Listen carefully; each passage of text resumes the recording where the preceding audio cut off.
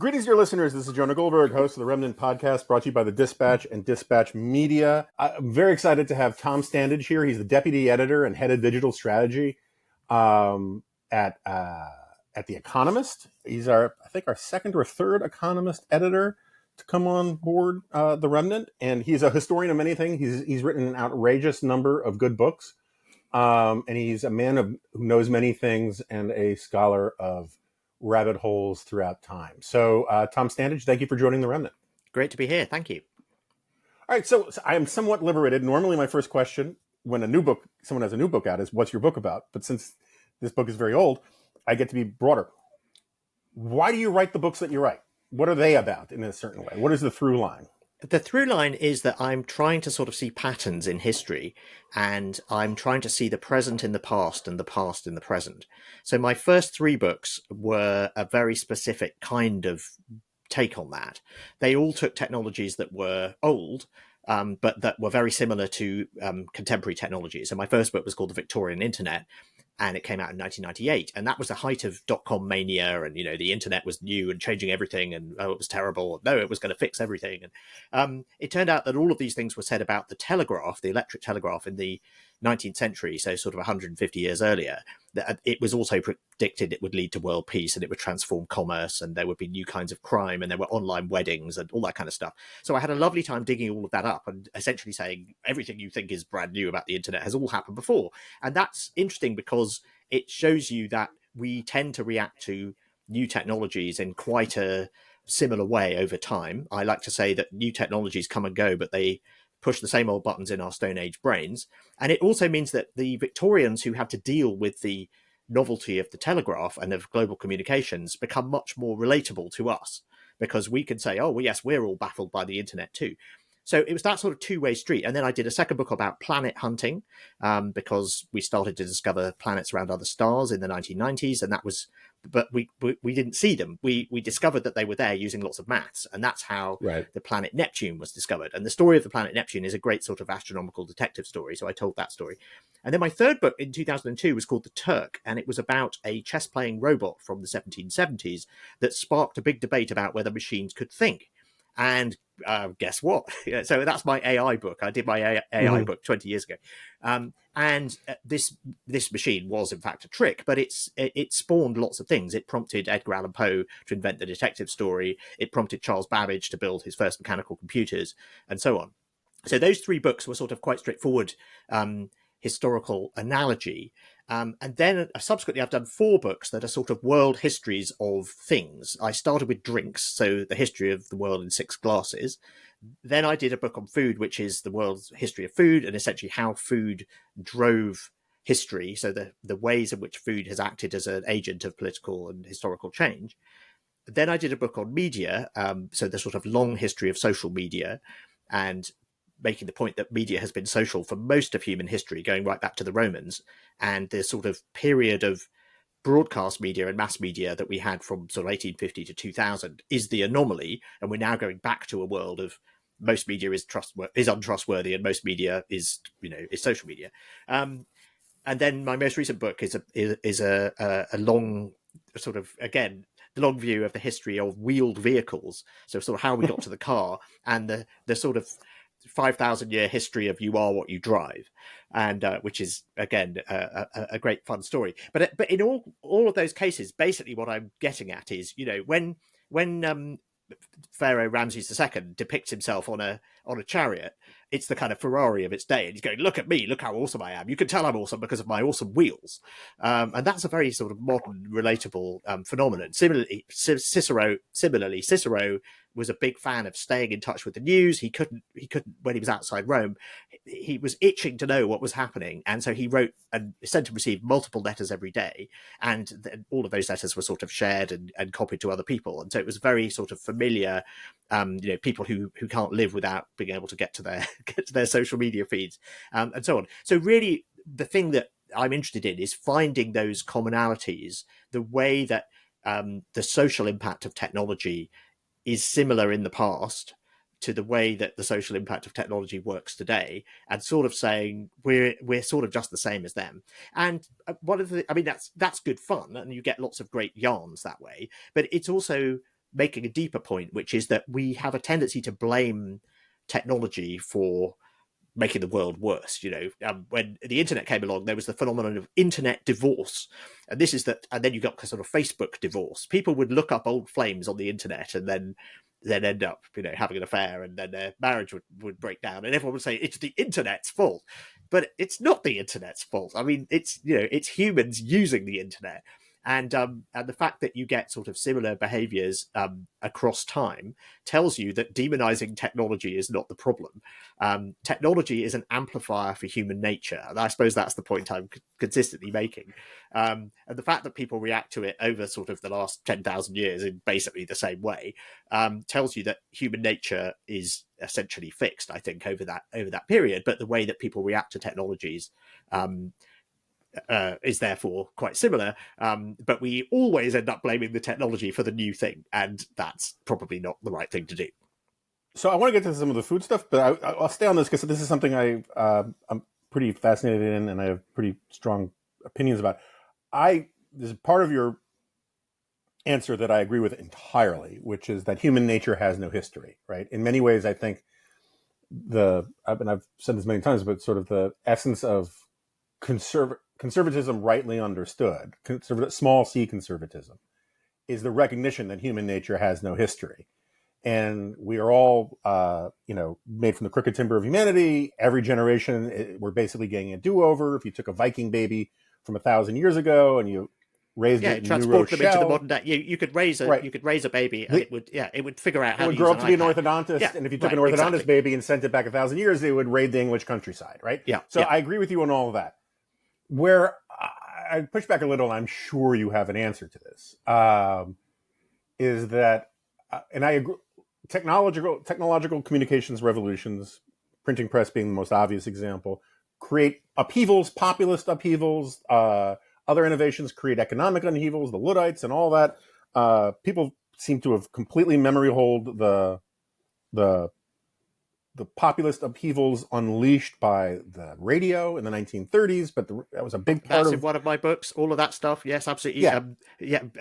Naughty boys blamed for the sinking of the Titanic because they were mucking around on the radio, etc. Yeah. But my point is the argument that you would get today is that the pace of change is such that the ability for institutions and individuals to adapt in time, as we're getting deep fakes after the other and all that kind of stuff. So I'm not a Luddite. I'm a very pro-technology guy. So the answer to that is that everyone has always thought that the moment that they're living in is the point where the pace of change is unprecedentedly quick, and therefore, people in the past never had to deal with this. So Erasmus is complaining about the torrent of books that are being published, because before the printing press, everyone, he could read all the books that existed. Suddenly there are thousands of books, more than he can keep up with. And it's a very common complaint in the 16th and 17th centuries, people going, oh my God, there's just too many books. And also they're terrible. The quality of books has gone down. This is the end of civilization.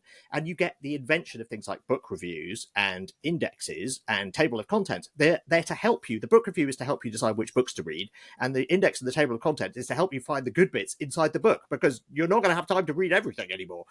So that's an example of kind of, oh my God, this has never happened before. You get a lot of this again in the 19th century. You get it with railways. You get it with telegraphs. There are literally people complaining in the 1870s that the telegraph has led to an unacceptable increase in the pace of business life and an unacceptable degree of stress. If you were a stockbroker in the 1870s, you met your clients maybe once a year, and you'd say, well, maybe this year we should buy tea and sell gold. And they'd go, yeah, that's fine. Then they'd go away. When the telegraph shows up, suddenly you've got like daily prices from all over the world, and the stockbrokers are getting overwhelmed with messages from people saying, buy this and sell that. And there's a big banquet that's held in honor of Samuel Morse in New York City in sometime in the 1870s to sort of celebrate his great creation. And actually, there's a businessman called William Dodge, and he gets up and gives a speech saying, I don't want to rain on everyone's parade, but actually, are we sure this is such a good thing? Because, we're all rushed off our feet now, and there's no going back. So I think people have always felt that. And when people say that today, oh, but this is different. Institutions have always struggled with rapid change. Technology has always felt overwhelming. So I'm not sure. I think where there's a stronger case against my view our view, it sounds like that sort of human nature is unchanged. I think there are some aspects of the past that are very hard for modern people to understand. I think in particular, the fact that death was so widespread and so omnipresent. I mean, my ancestors, your ancestors would have had, people our age would have had, by the time we're our age, we'd have had 10 or 12 children, Right. most of whom would have died in childhood. We'd probably have had a couple of wives who died in childbirth. We ourselves probably wouldn't be at this age because, various diseases might have caught up with us. So I think the omnipresence of death and the fact that, basically every time a woman gave birth, they were potentially going to die, Right. and the children were a coin toss whether they would survive. Exactly. Yeah, so I think that's the one aspect of so that sort of aspect of things, I think, is something that we have no conception of in the modern world, at least those of us lucky enough to live in the developed world.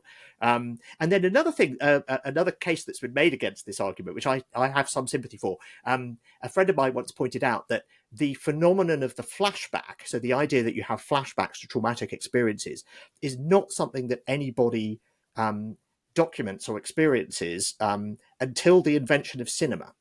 And so it sounds as though, and obviously you could be haunted by traumatic memories, but I think so maybe it just gives you the vocabulary of it, but the idea that sort of new ways of looking at the world might sort of change the way that people think about their own experiences is not, that's not out of the question. So I'm prepared to admit that around the edges you can quibble with this, but I think the broad idea, as you say, that if you took a Stone Age Neolithic child and plunked it into the modern world at birth, it would grow up to be a modern human, and vice versa. I think that's still basically true. Yeah, but we might draw different conclusions from what that means. I'm someone who actually thinks that, like, what Deirdre McCloskey calls the great fact, what I called my book Miracle, that 300 years ago, the sort of whatever labels you want to put on the Lockean revolution, the Enlightenment, we can go down, all those euphemisms, radically changed society for the better. I mean, I'm a very economist kind of guy on all that kind of stuff, right? But we're great believers in progress and evidence, and I think that, from my perspective, it's indisputable, right? As a historian of science, that's the point where facts and evidence, and how you build a corpus of facts and evidence where one person can build on another. I mean, the key thing is, we talk about alchemists, and alchemists are, the whole thing about alchemists is they're trying to keep what they do secret. And the difference between an alchemist and a chemist is a chemist publishes what they do so everyone else can copy it. And so this idea that that the incentive shift from keeping mysterious knowledge about magnets or chemistry or whatever it is that secret to actually I'm going to publish it because I want to be the person, I want to establish my authority and my precedence as having discovered the rings of Saturn or whatever it is.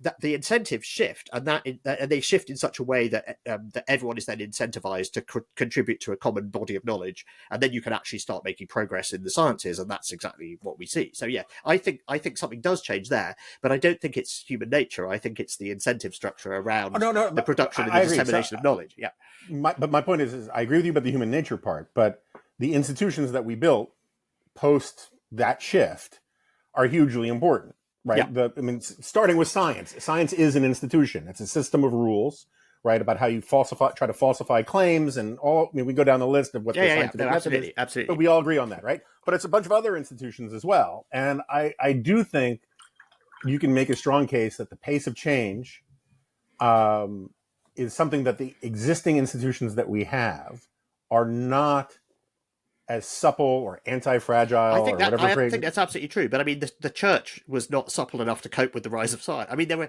have been lots of examples. And again, if you look at that period, if you look at the scientific revolution, it's very clear from people living through it. I mean, there's a big debate in academia about whether there was a scientific revolution. I think it's pretty clear there was, and I think the accounts of people at the time saying this is a new thing, this is different, this is a big deal, make it clear that they could tell something had changed. Similarly, in the Industrial Revolution, there's lots of contemporary accounts of people saying this is a big deal, this is a change. Obviously, not all of them approve of it, but it's very clearly a rapid shift.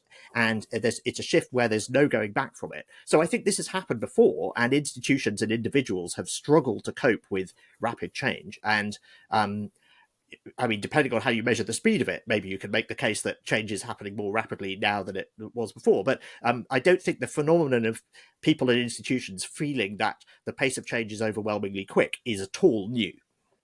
Yeah, but just because it's not new doesn't mean they're not more correct now than they were in the past. I mean, there's another point I'd like to hear your take on, is that the conversations you're talking about with Erasmus and, oh, there are just too many books these days and all that kind of stuff, all points well taken. But the things that you're pointing to, it's a little bit like the drunk looking for his car keys with the light is good, right? You're pointing at a very elite strata of humanity that were having these conversations. First of all, they were elite because they could read it all, right? That they knew how to work this new technology called a book. And because they were, by any stretch of the imagination, prosperous. They could probably even read at night, which most people couldn't do because they didn't have artificial light. I take your point about elite intellectuals, but I think ordinary people felt the impact of industrialization. Ordinary people felt the impact of the Reformation and the religious wars that followed it, which were themselves a consequence of the printing press. We can argue at the extent to which it was, but I mean, basically, Luther got his stuff out there because of I tell a whole story about Luther as a sort of proto-user of social media.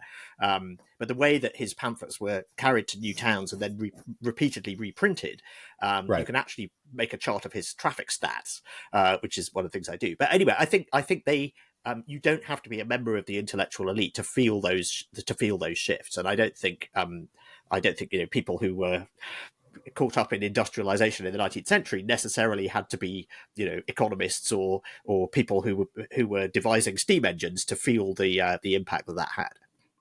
Yeah, no. All I'm saying is on the point about there's a difference. I would argue there's a difference, a qualitative difference in the rate, not just the rate of change, but the pervasiveness of it. Lots of people, even my parents' generation, your parents' generation, was common to spend your whole life essentially with one company or one job. I've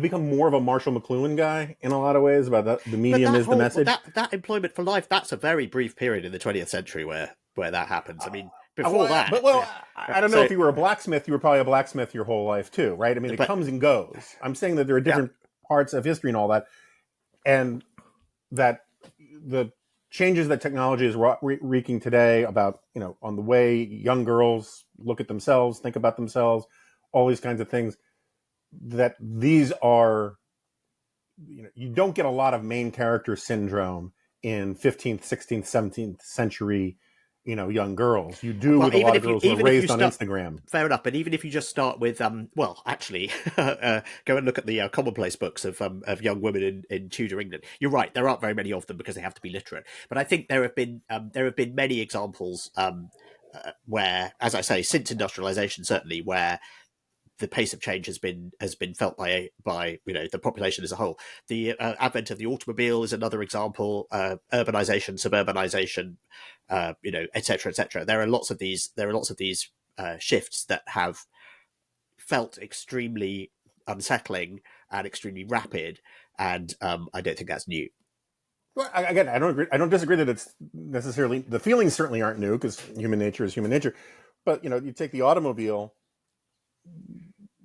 The automobile was coincident with a huge rise in out of wedlock births in the United States because kids could go have sex in cars far away from their parents in ways that they couldn't before. You had, profound generational differences that were created by, the introduction by taking a world with automobiles for granted compared to having grown up in a world where they didn't exist. Anyway, we can go around the horn on those. Supermarkets and drive-thrus and all the rest of it. I'd be interested to see the birth, if you've got those figures, because I mean, the point at which the car explodes is the sort of 1902 to 1922. You get basically exponential growth in there. And is there an explosion of out of wedlock births? Well, also, I should rephrase it. I should rephrase that because you're right. It's an explosion of shotgun marriages. Because my old boss, Ben Wattenberg, was a demographer, and he went back and looked at the data on the number of births. Okay, that makes sense. Comparing the I'd be interested to know. Yeah, and Yeah. car ownership. Compared I to births wonder. to the wedding date, they didn't work, right? So bicycles are an interesting part of this as well. Bicycles were much more affordable, and they were the original dating technology in the 1890s because they allowed you to date people outside your village. You could get Hmm. you didn't have to, unlike a horse, which was very expensive, and unlike a car, which was a plaything of the rich. Bicycles were really available, and so bicycles. There's a very interesting moral panic around bicycles in the 1890s. Bicycles will make women infertile. It's the usual nonsense. It's men trying to Hmm. control women, but you get that with bicycles in the 1890s as well. So yeah, and you That's get it interesting. with I did not know waltzing in about the that. 1820s. You get it with novels. Novels in the late 1700s are going to give young women ideas, which is of course exactly what they did. But anyway, we should probably talk about food. Yeah, let's talk about food. I mean, I apologize. This is my poor preparation on this, that because this is all very interesting to me, and it's fun to talk about. But I do want to get to food a little bit. Um, so, uh, first of all, let me ask it this way: go to a major supermarket today, and you walk around the produce section. Is there anything? Forget that a huge amount of it comes from the Columbian Exchange and basically didn't exist in the UK until whenever, or the United States Hmm. until whenever. That's all fine. But are there any products, produce, fruits, vegetables that actually look the way they did when they were wild things, or are they just all essentially technology now? Yeah, I think they're basically all technology. I mean, mushrooms and wild fish are are the obvious examples. But yeah, Yeah, I think one of the points I make in the book about food is that we sort of fetishize natural food, and natural doesn't right. really mean anything. My definition of natural is if you got into a time machine and went back 15,000 years, could you find it? And if you went back 15,000 years, I'm telling you now, you're not going to find any chickens, and you're not going to find what we consider to be cows, and you're not going to find any maize, any corn. These are all domesticated animals and crops, and they rely on humans to propagate them, and they do not occur in the form that they exist now in nature. So they are technologies, and they are just as genetically modified as a genetically modified, um, genetically modified rice or genetically modified crops that we directly engineer. It was just done in a different way through selective breeding over a longer period. But yes, we think, particularly in Britain, we think of a sort of bucolic landscape of fields and hedgerows, and we think, oh yes, wonderful nature. That is a completely technological landscape. It's as technological as the New York City skyline, because the natural state of Britain is to be covered in oak forests Right. and with a few wild boar running through them. And good luck trying to find some wild boar now. So yes, my point is that we sort of romanticize this in a rather silly way. And then we kind of get carried away and say, oh no, we should all eat organic food because we should venerate the food that we imagine to be eaten by Italian peasants and this kind of thing. Right. So yeah, food is a technology, and we should just be honest with ourselves about it.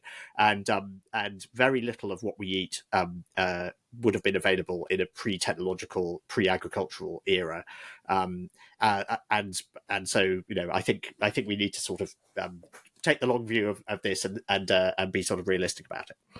Yeah, it's funny you mention Italian peasants. There's this author. I ordered his book. I don't have it yet.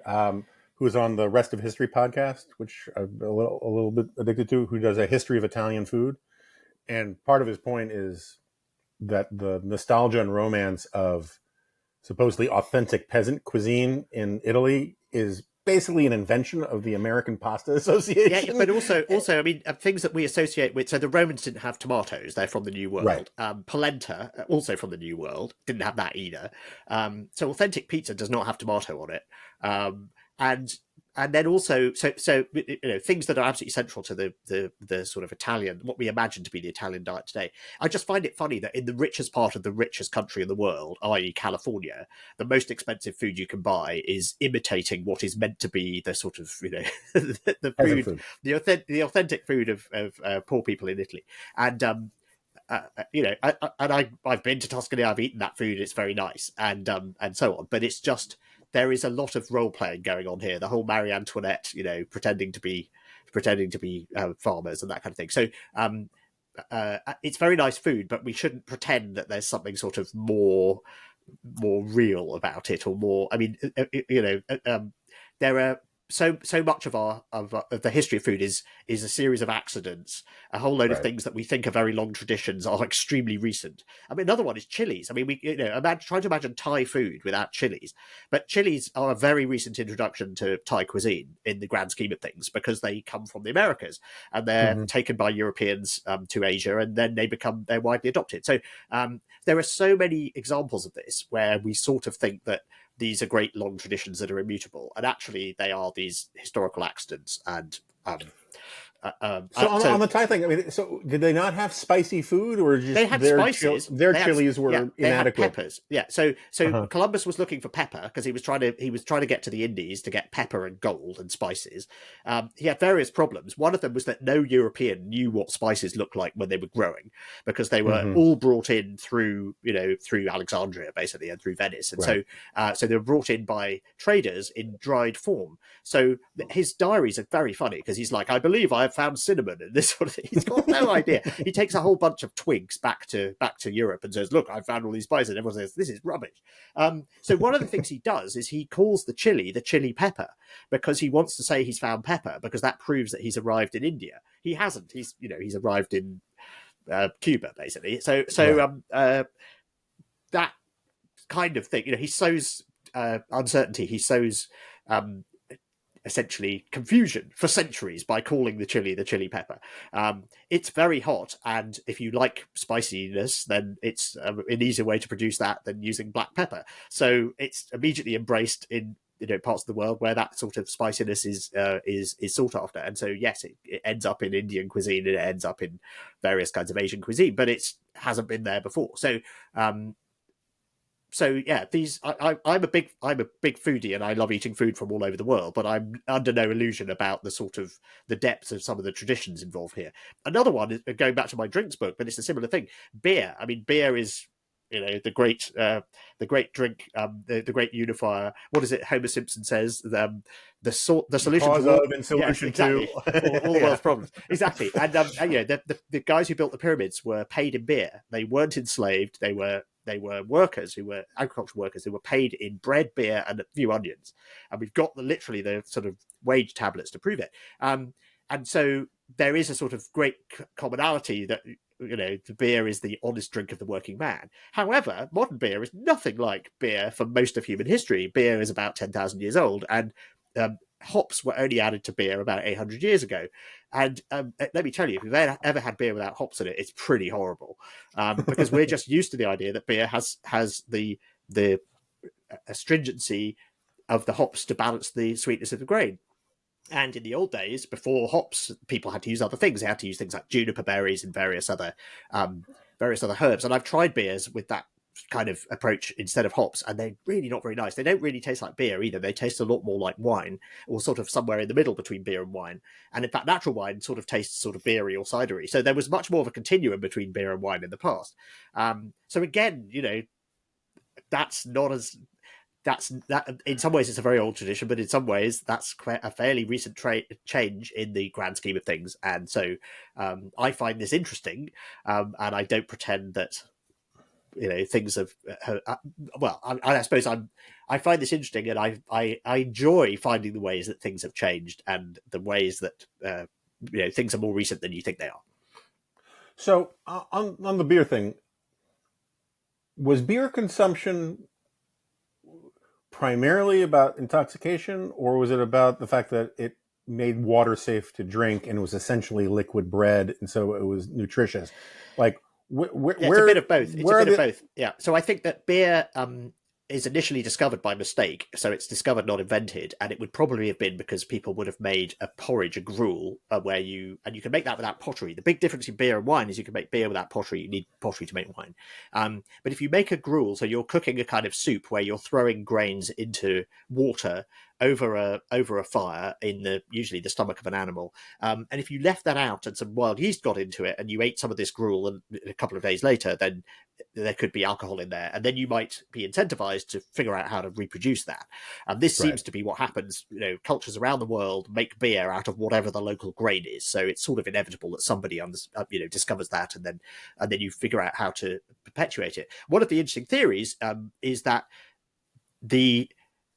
this then takes on sort of religious connotations. You can communicate with your ancestors or the spirit world by becoming intoxicated, and various forms of intoxication has been used in religious rites. But one of the theories is that people settle down to become farmers rather than hunter-gatherers because that can ensure that they can drink beer all the time. They stay near the stands of wild barley, and then when they've depleted them, they start planting more so that they've got a reliable supply of it. And so, because one of the big questions is sort of why would people choose to become farmers? Because farming is a much worse life than being a hunter-gatherer. You get a much lower diversity in your diet. It's much less nutritionally complete. If you look at the skeletons of early farmers, they're it's terrible because they're spending the whole time on their hands and knees and using grindstones, and they've got a lot more disease. So why did anyone do it? I think Jared Diamond called it the biggest mistake in human history, and the answer was it wasn't a conscious choice. What would have happened is that nomadic groups that settled for some times of the year near food sources, and that would mean stands of wild barley or whatever. I mean, it's a not terribly exciting, but it's a reliable source of food. So if you start to become more reliant on grains for some of the year, you can store grains, which you can't do with other kinds of food. But then what starts to happen is your population goes up, your little group of people. You can support more people when you've got more reliable access to food. And then you find that you've crossed over this invisible threshold where there is now not enough food in the local environment for you to survive just through foraging and hunting. So you're then stuck in farming. And so, or you just let some people die. And so, no doubt that was what would have happened. But it wasn't a conscious choice to farm. But it may have been one of the things that may have pushed people towards crossing that invisible threshold was the desire to have reliable access to beer. And so this is called the sort of beer theory of farming. And, we're never going to be able to prove or disprove it. But I think the fact that beer is so universal does sort of lend it some credence. Right. But also, isn't there sort of, can't remember, I mean, who is it? Yuval Harari. One of these guys makes this point about how there's it's on net worse for an individual farmer or individual member of the group. It's better collectively for the group, right? And so you get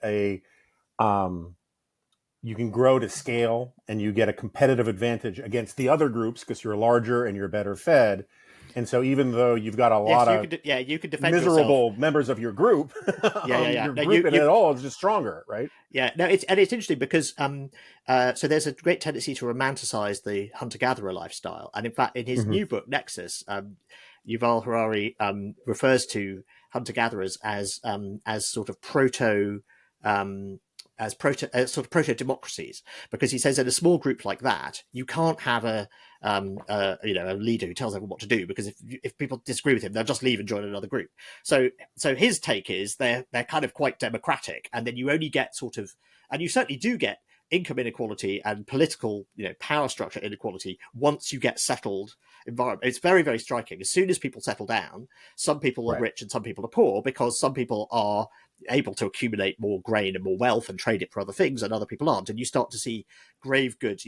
Some people are buried with lots of stuff and some people aren't. And you start to see social segmentation like that happening as soon. So it's a sort of consequence of agriculture. The funny thing is that Karl Marx had a rather different view. He said that hunter-gatherer groups were proto-communists. And he also had a point, because his point was that in a hunter-gatherer group, and you see this with surviving hunter-gatherer groups, and there was still, this was something that he knew about in the 19th century. The sort of usual rule is that if there's 10 of us and we've got a bow and a net and a knife, we share them.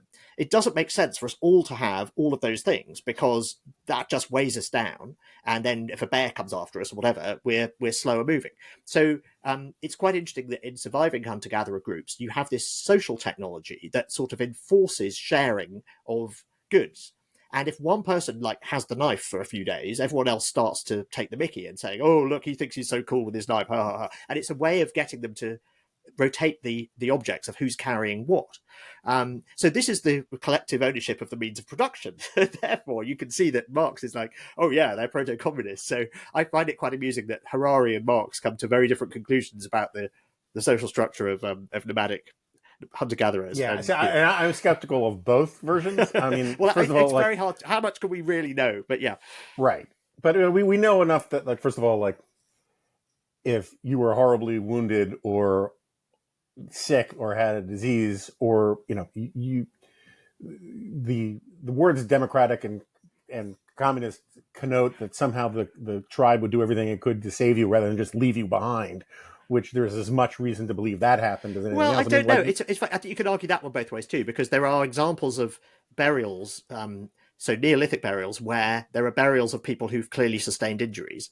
Also pre-Neolithic, I think. So the idea is, this is someone who's had a broken leg and was healed, and this shows that they were cared for by their group. So there are, but I'm sure there. I mean, I'm sure exactly. it's a very rich historical record all over the place. Yeah, but like finding out neat and tidy just so stories. I mean, like the one of the things I think is fascinating is the taboo against identical twins across all sorts of different cultures, in part because in hunter-gatherer nomadic times you couldn't breastfeed both of them simultaneously, and that was a huge evolutionary disadvantage. Plus, looking identical probably freaked people out. Yeah, well, surely it's got to be the identicalness, because if you've got a non-identical twin's not subject to this.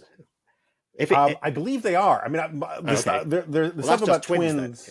Okay. Yeah, but I think the identical twins is the icing on the cake, is the identicalness. But yeah, no, I agree. But anyway, so describe for me, because one of my pet obsessions is there is a rarefied. I don't know how much you know about me. I'm a conservative, but I'm not sort of super Trumpy, and I'm not part of like the sort of new nationalist populist nonsense. And but there's a group of intellectuals, some of them are very, very smart, who are nonetheless very, very wrong, who romanticize and nostalgize medieval Europe as like a preferable system, right? There's this idea that like there was an integral social order, and there was this book called The Reactionary Mind that talked about how serfs were happier. And I think it's interesting, fun, and also nonsense. So what is the actual diet of your average, European, forget serf, just peasant in, say, 1000? You pick the year, but medieval, Middle Age, or such pre-industrial. That's a good question. I don't know. I thought you were going to ask about paleo then, but I mean, I honestly don't know, and I don't think it's a single answer, and it will depend on the circumstances, and occasionally those circumstances will be so extreme that. So the obvious example is the potato famine in Ireland in the 1840s. Right. So the system there, and that's a sort of vestige of basically serfdom still in Europe, which is that the Irish working the land to grow wheat that was then being sent to Britain. So at this point, Ireland is essentially an agricultural colony of Britain. They weren't paid; they were given some land to live on, and it was enough land that they could grow potatoes, and so it was you get a certain amount of land and a cow and a small hut to live in, and it turns out that a diet of potatoes and milk is nutritionally complete. And the thing about potatoes is you don't really have to do very much to make them grow. You plant them, and as long as you get it all right, then a few months later you get potatoes. And so, but this was a certain kind of potato, right? It was a pretty niche variety of potato. No, I don't think so. I mean, there are many kinds of potatoes, but and they had to be when potatoes were introduced into Europe. The elite is very excited about them because you can produce more calories from potato with less effort than with any other crop, and they're like, "This is great. Right. This is going to cure hunger in Europe. We need to get everyone to eat them." And the people are much less keen on this, and they're like, "What is this? It's not in the Bible." There are preachers saying you shouldn't eat this because it's not in the Bible. It's in the it'll give you leprosy. All this kind of stuff. There are various stories told about how eventually in the 18th century people start eating potatoes. One of the stories told is that King Louis in France has a field of potatoes planted, and he has guards, marching up and down and guarding it night and day. And then one night the guards all disappear, so people rush in to see what this great crop is, and it's potatoes. Probably apocryphal, that one. Marie Antoinette did not say let them eat cake, but she may have said let them eat potatoes, because there was a real effort by the sort of scientific and political elite to try and encourage potato eating. But the main thing that happens is that there's a series of wars and famines in the sort of towards the end of the 18th century, and potatoes just are an available food. People are forced to eat them. The good thing about potatoes in war is that they're growing under the ground, and so when the invading army comes through and tries to ravage the crops, they don't know where they are, and so you've got them basically hidden somewhere underground growing. There's a war in Germany called the Kartoffelkrieg, where both armies are sort of marching around, and they're digging up the ground wherever they are, trying to find potatoes, because whoever can find potatoes can keep their army eating and moving, and so. Yeah, so potatoes become part of the diet, essentially because they are the kind of food of last resort in the 18th century, and that's another one of these strange historical accidents. And then you get the potato famine in Ireland, because it's all the same strain of potatoes, and it's affected by a blight, and then the potato harvest fails, and that means no one can eat anything, and so you get mass starvation, you get a lot of emigration to America. And it's also what ends the Corn Laws in Britain. And so The Economist was founded to, how can I not mention the Corn Laws? The Economist was founded in 1843 to campaign against the Corn Laws, though the merchant class was saying, this is stupid. The Corn Laws prevent us from bringing much cheaper grain in from America. Instead, we have to buy this expensive grain. And it's expensive because the landowners keep it that way, because, if you start importing grain, their land is worth less.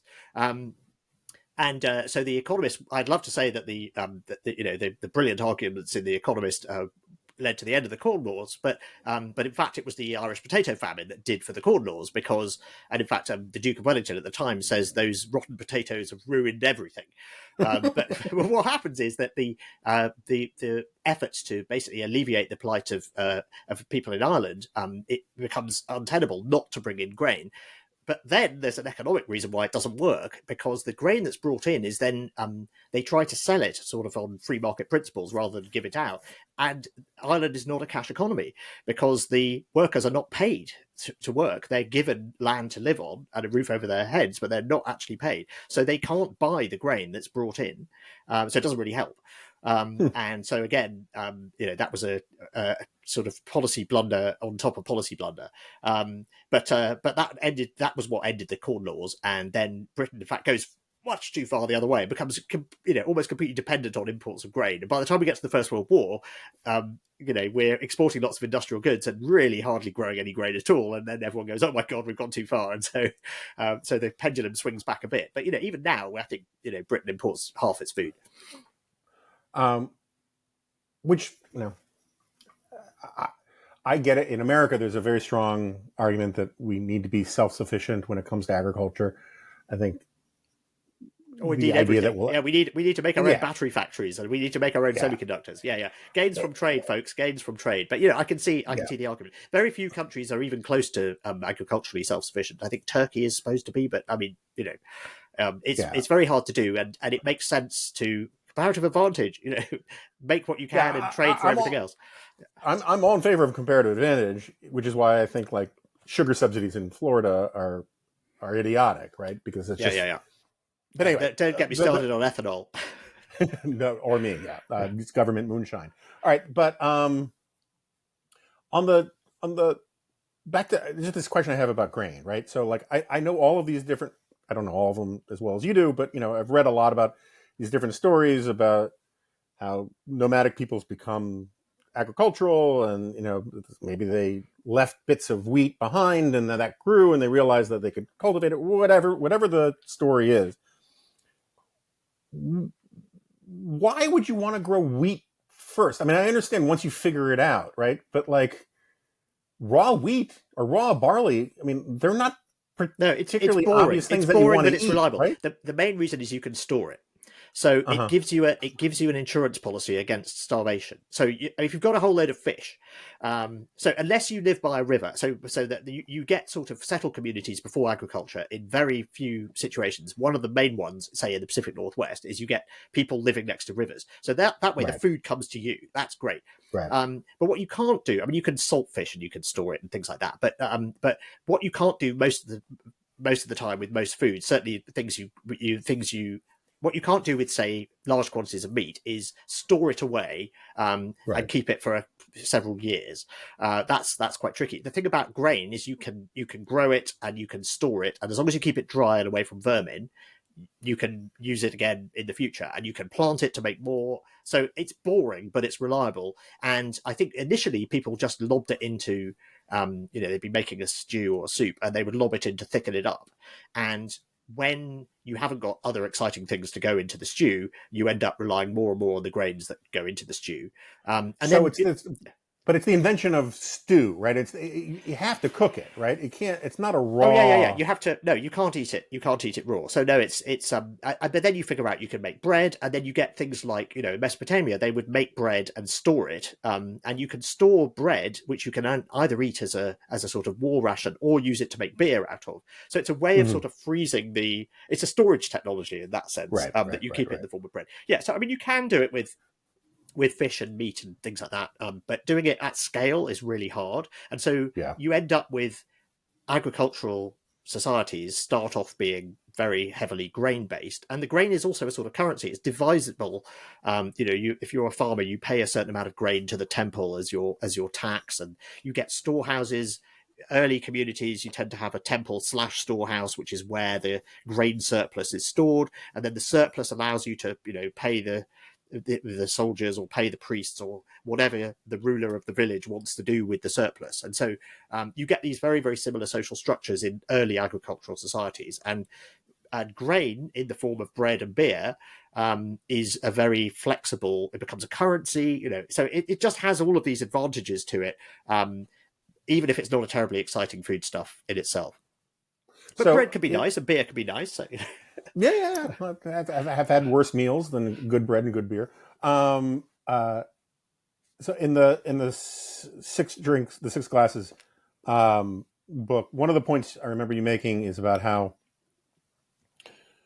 across all sorts of cultures, there's this custom, tradition, habit of sort of invoking the gods when you drink, right? So explain that, and then I got a follow-up question about it. So it's one of those, and it goes back to my your first question, which is like, what do I like writing about? It's one of those things. It's the past in the present and the present in the past. It's incredibly ancient to raise your glass or raise your cup or whatever.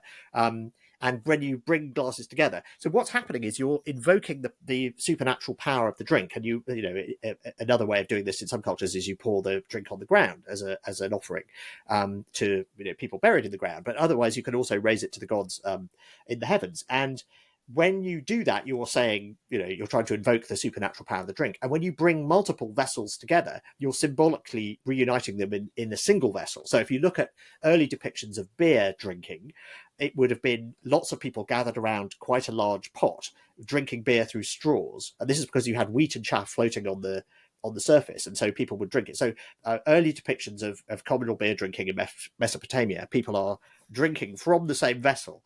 And again, it's a classic sign of hospitality. I drink from the same vessel as you. I serve the same food to you. It's you can trust me. I'm not poisoning you. So when we touch glasses together, we are symbolically reuniting them back into the shared vessel, and that is a very, very ancient tradition. So I think I don't want to overstate this, but Darwin writes about how cooperation is an evolutionary advantage, and groups that have a greater sense of altruism or cooperation, you could see how them surviving compared to a whole bunch of Atlas Shrugged reading rugged individualist things. That's not exactly how Darwin put it, but you know the point. And so, and I'm not a Jungian or anything like that, but it seems to me like, given the fact that people drank beer and wine in part to avoid dying from tainted water, beer and wine drinkers probably at a very disproportionate rate passed on their genes. And it feels to me like whenever you have what was it? It's not Robin Dunbar. It's somebody else. The human universals. There are certain things that are found in base. It's like 280 things that are in like every culture everywhere, right? Taboos against incest and whatever. Yeah. It seems to me that like given that most human beings, you could argue, are probably descended in one case or another from beer drinkers or wine drinkers or some version of that, that maybe that part of that, it's sort of like Will Herberg used to say that human beings should be called Homo Religio because we all have an innate religious sense and it can manifest itself in different ways.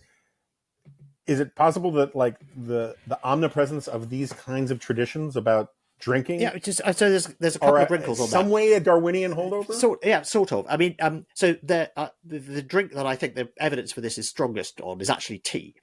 So tea, like beer, requires boiling of water to prepare it. And I speculated about this in the book. Since I wrote the book, there have been a couple of proper, rigorous scientific studies that have looked at the decline in infant mortality in industrializing Britain and how it coincides perfectly with the availability of local beer and tea and the adoption of tea. So they are, knowingly or not, being used as water purification technologies. The other wrinkle of this, more sort of looking at this globally, is that basically in Western Europe, beer making was the predominant was the drink technology that involved boiling your water and thus meant the water was safe to drink. Right. In most of Asia, it wasn't beer; it was tea.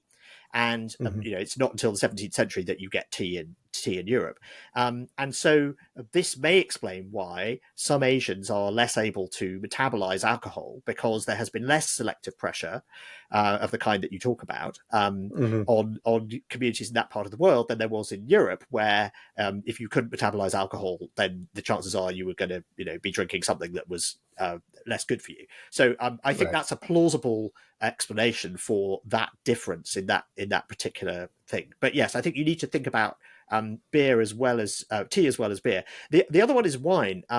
So wine, interestingly, was thought by the Greeks and Romans to be, if you drank it undiluted, that was very dangerous. Only Dionysus could do that, and you should always dilute it. And they thought that the adding of water made the wine safe. In fact, the opposite was true, because the tannins in the wine were antibacterials that were making the water safe. But not the alcohol? I mean, I always thought the alcohol was... No, not at all. No, I mean, alcohol is a disinfectant at sort of, very, very strong. It's not the alcohol that's killing the bugs. No, not at all. Okay. And that includes for beer. So with beer, it's not the alcohol. No, it's the boiling of the water. Boiling that's key, boiling not the water. Alcohol. Yeah, and you need to... different enzymes are activated at different temperatures. So you get basically raising the temperature of the water up and then letting it go down again means you extract more from the grain, and the beer is better, but it also happens to kill the bugs. And in the case of wine, you're not making it from water, you're making it from grape juice, and it's fermented, and the alcohol eventually kills the yeast. But then if there's any contaminants in there, I think that's a process that is not, you're not starting with potentially contaminated water in the first place. So you can then mix that with your water that may be a bit dubious, and the tannins it's the tannins that are the antibacterials in wine. It's not the alcohol. That's interesting. And that may be true in tea as well, come to think of it, because you've got lots of tannins in there and you're also boiling the water, which really helps. Right. All right, in the few seconds I have left here, since you're an economist guy who's maybe even more optimistic and bullish on technology and stuff than I am, which is saying something these days, just kind of curious, if you don't mind the out of left field question, how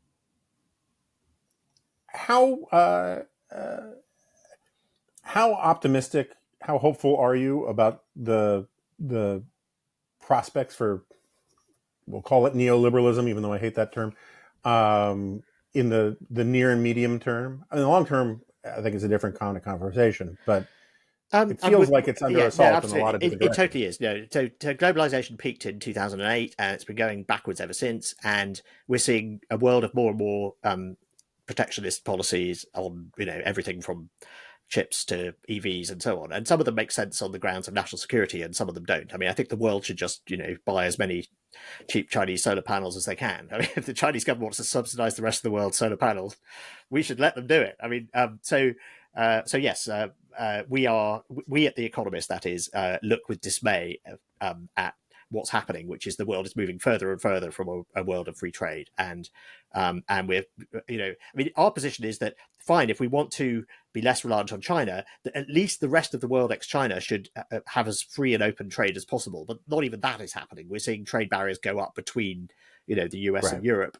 If I'm Volkswagen and I want to export an EV to America, then it doesn't get the preferential tax credits and the rest of it that American EVs get, and that kind of stuff. So yeah, it's just a world of more and more protectionism, and it's not the world that that The Economist wants to see, and The Economist was founded to campaign for. So it's all really depressing just on that basis. I am optimistic about other things. I'm optimistic particularly about technology and the fact that it's moving. We're being constantly surprised on the upside. The rate at which batteries and solar panels are getting cheaper is extraordinary, and the fact that it's happening so quickly is good. There's lots of talk of we've sort of passed some tipping point with solar now, where it's getting so much cheaper so quickly that by 2040 it will be cheaper than any other form of energy anywhere, and it will also kind of be infinite, because you have to overbuild so much to supply. And it's kind of going to be infinite because there's going to be such a big overbuild of infrastructure and overbuild of things like battery factories because of this protectionist urge, that we're actually going to have a lot of solar and a lot of cheap storage, and so weirdly that will help. But people are adopting this because it's cheap, and because of the energy security that it gives you.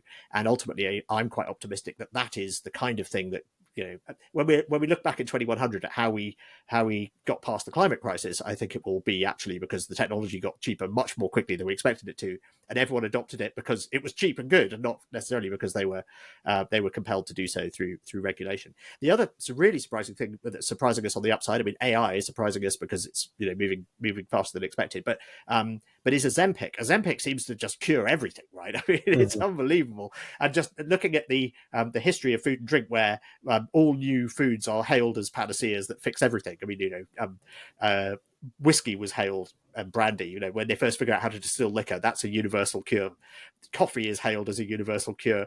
The Ozempic, I mean, yes, it seems to it's effective it's effective for weight loss and that sort of thing, but it also seems to reduce heart disease. It seems to reduce compulsive behavior. There's evidence it reduces symptoms of Parkinson's. I mean, is there nothing this drug can't fix?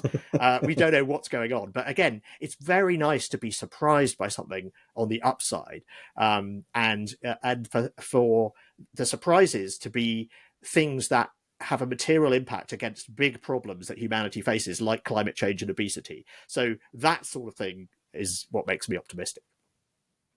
Yeah, I mean, I'm with you on the technology stuff. I would like more nuclear power, more interstellar travel, or interplanetary travel, I should say. More jetpacks, fewer. Yeah. Who would tweets. not like? Yeah, absolutely. I mean, flying cars. I don't know about them. Possibly electric ones. Yeah, my point is I think that I mean, I have my criticisms of Peter Thiel, but I think he was onto something with the emphasis from Silicon Valley on communication stuff rather than on physical improvements. I could live with a pause in improvements in social media technology for a little while if it came. It's very so. This is exactly Xi Jinping's position, of course. You do realize. So I bet it's not exactly Xi Jinping's.